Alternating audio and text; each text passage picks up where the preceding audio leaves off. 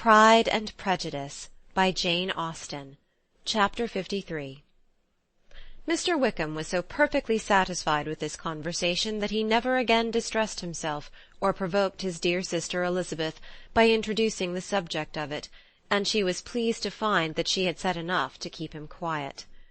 The day of his and Lydia's departure soon came, and Mrs. Bennet was forced to submit to a separation, which, as her husband by no means entered into her scheme of their all going to Newcastle, was likely to continue at least a 12-month. "Oh, my dear Lydia," she cried, "when shall we meet again?" "Oh, Lord, I don't know. Not these 2 or 3 years, perhaps." "Write to me very often, my dear." "As often as I can, but you know married women have never much time for writing. My sisters may write to me. They will have nothing else to do." Mr. Wickham's adieus were much more affectionate than his wife's. He smiled, looked handsome, and said many pretty things. "He is as fine a fellow," said Mr. Bennet as soon as they were out of the house, "as ever I saw. He simpers and smirks and makes love to us all. I am prodigiously proud of him. I defy even Sir William Lucas himself to produce a more valuable son-in-law." The loss of her daughter made Mrs. Bennet very dull for several days. "I often think," said she, "that there is nothing so bad as parting with one's friends. One seems so forlorn without them." "This is the consequence, you see, madam, of marrying a daughter," said Elizabeth. "It must make you better satisfied that your other 4 are single." "It is no such thing. Lydia does not leave me because she is married, but only because her husband's regiment happens to be so far off. If that had been nearer, she would not have gone so soon." But the spiritless condition which this event threw her into was shortly relieved, and her mind opened again to the agitation of hope, by an article of news which then began to be in circulation. The housekeeper at Netherfield had received orders to prepare for the arrival of her master, who was coming down in a day or 2 to shoot there for several weeks. Mrs. Bennet was quite in the fidgets. She looked at Jane, and smiled and shook her head by turns. "Well, well, and so Mr. Bingley is coming down, sister," for Mrs. Phillips first brought her the news. "Well, so much the better. Not that I care about it, though. He is nothing to us, you know, and I am sure I never want to see him again. But, however, he is very welcome to come to Netherfield if he likes it, and who knows what may happen? But that is nothing to us. You know, sister, we agreed long ago never to mention a word about it. And so is it quite certain he is coming?"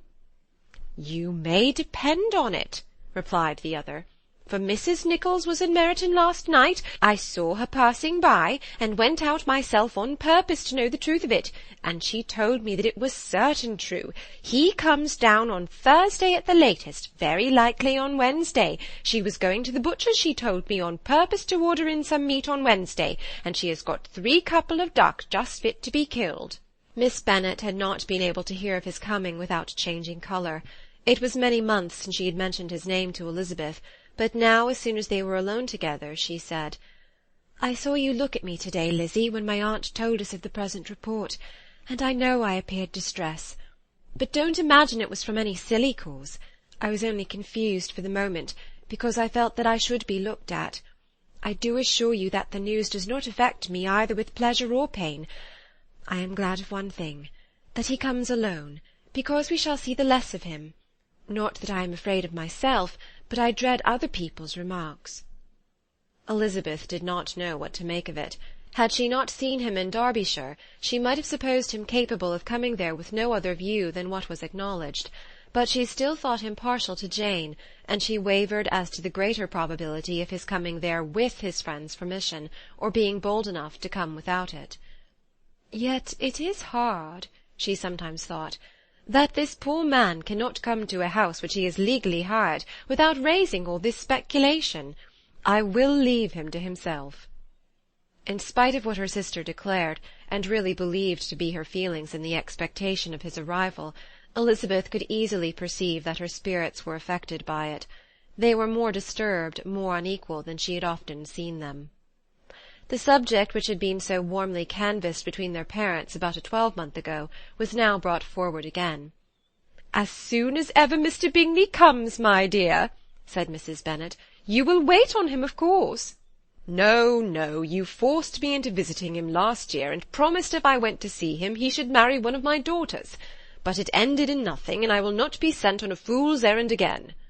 His wife represented to him how absolutely necessary such an attention would be from all the neighbouring gentlemen on his returning to Netherfield. "'Tis an etiquette I despise," said he. "If he wants our society, let him seek it. He knows where we live. I will not spend my hours in running after my neighbours every time they go away and come back again." "Well, all I know is that it will be abominably rude if you do not wait on him.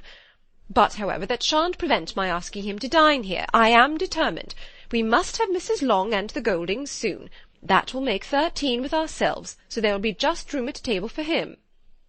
Consoled by this resolution, she was the better able to bear her husband's incivility, though it was very mortifying to know that her neighbours might all see Mr. Bingley, in consequence of it, before they did. As the day of his arrival drew near, "I begin to be sorry that he comes at all," said Jane to her sister. "It would be nothing. I could see him with perfect indifference, but I can hardly bear to hear it thus perpetually talked of. My mother means well, but she does not know, no one can know, how much I suffer from what she says. Happy shall I be when his stay at Netherfield is over." "I wish I could say anything to comfort you," replied Elizabeth, "but it is wholly out of my power. You must feel it, and the usual satisfaction of preaching patience to a sufferer is denied me, because you have always so much."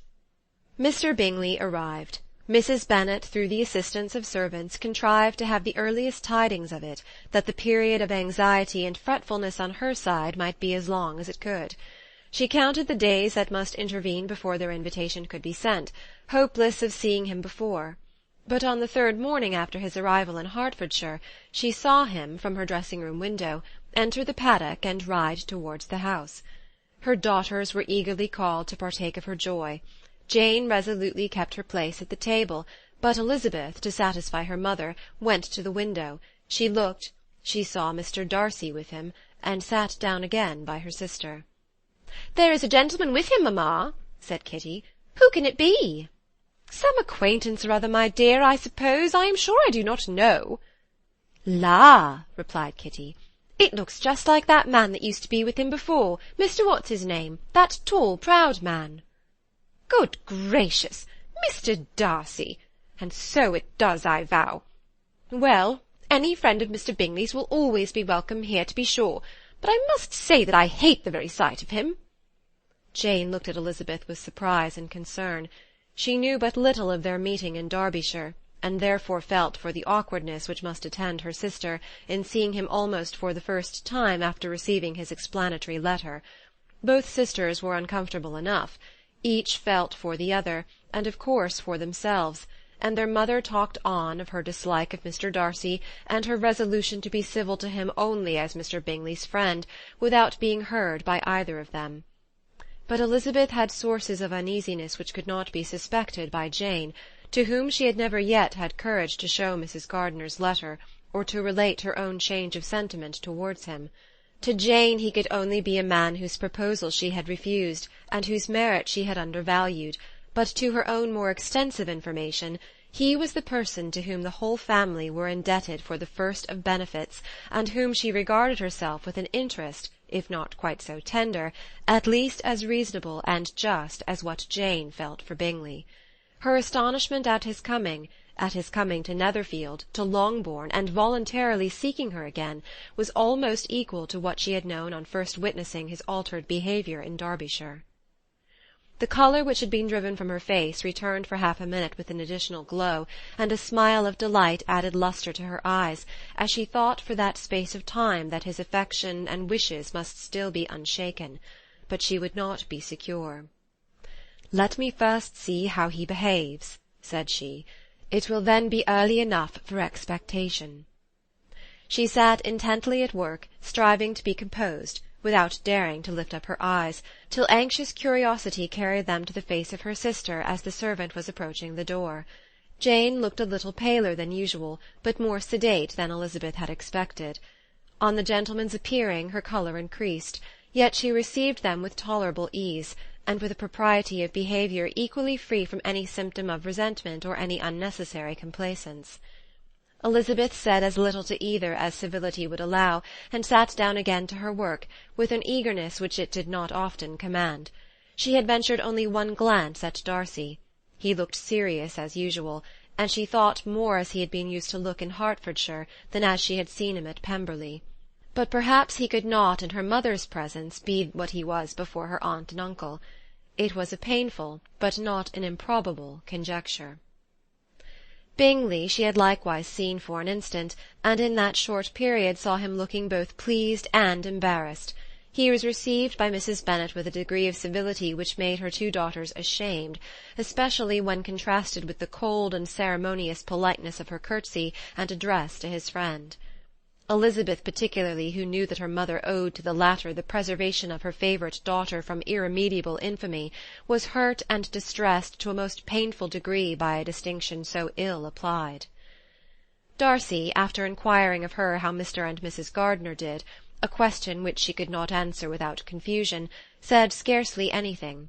He was not seated by her, perhaps that was the reason of his silence, but it had not been so in Derbyshire. There he had talked to her friends when he could not to herself, but now several minutes elapsed without bringing the sound of his voice, and when occasionally, unable to resist the impulse of curiosity, she raised her eyes to his face, she as often found him looking at Jane as at herself, and frequently on no object but the ground. More thoughtfulness and less anxiety to please than when they had last met were plainly expressed. She was disappointed, and angry with herself for being so. "Could I expect it to be otherwise?" said she. "Yet why did he come?" She was in no humour for conversation with anyone but himself, and to him she had hardly courage to speak. She inquired after his sister, but could do no more. "It is a long time, Mr. Bingley, since you went away," said Mrs. Bennet. He readily agreed to it. "I began to be afraid you would never come back again. People did say you meant to quit the place entirely at Michaelmas, but however I hope it is not true. A great many changes have happened in the neighbourhood since you went away. Miss Lucas is married and settled, and one of my own daughters. I suppose you have heard of it. Indeed, you must have seen it in the papers. It was in the Times and the Courier, I know, though it was not put in as it ought to be. It was only said, lately George Wickham, Esquire, to Miss Lydia Bennet, without there being a syllable said of her father, or the place where she lived, or anything. It was my brother Gardiner's drawing up too, and I wonder how he came to make such an awkward business of it. Did you see it?" Bingley replied that he did, and made his congratulations. Elizabeth dared not lift up her eyes. How Mr. Darcy looked, therefore, she could not tell. "It is a delightful thing, to be sure, to have a daughter well married," continued her mother. "But at the same time, Mr. Bingley, it is very hard to have her taken such away from me. They are gone down to Newcastle, a place quite northward, it seems, and there they are to stay I do not know how long. His regiment is there, for I suppose you have heard of his leaving the Blankshire, and of his being gone into the regulars. Thank heaven he has some friends, though perhaps not so many as he deserves." Elizabeth, who knew this to be levelled at Mr. Darcy, was in such a misery of shame that she could hardly keep her seat. It drew from her, however, the exertion of speaking, which nothing else had so effectually done before, and she asked Bingley whether he meant to make any stay in the country at present. A few weeks, he believed. "When you have killed all your own birds, Mr. Bingley," said her mother, "I beg you will come here and shoot as many as you please on Mr. Bennet's manor. I am sure he'll be vastly happy to oblige you, and will save all the best of the coveys for you." Elizabeth's misery increased at such unnecessary, such officious attention. Were the same fair prospect to arise at present as had flattered them a year ago, everything, she was persuaded, would be hastening to the same vexatious conclusion. At that instant she felt that years of happiness could not make Jane or herself amends for moments of such painful confusion. "The first wish of my heart," said she to herself, "is never more to be in company with either of them. Their society can afford no pleasure that will atone for such wretchedness as this. Let me never see either one or the other again." Yet the misery, for which years of happiness were to offer no compensation, received soon afterwards material relief, from observing how much the beauty of her sister rekindled the admiration of her former lover.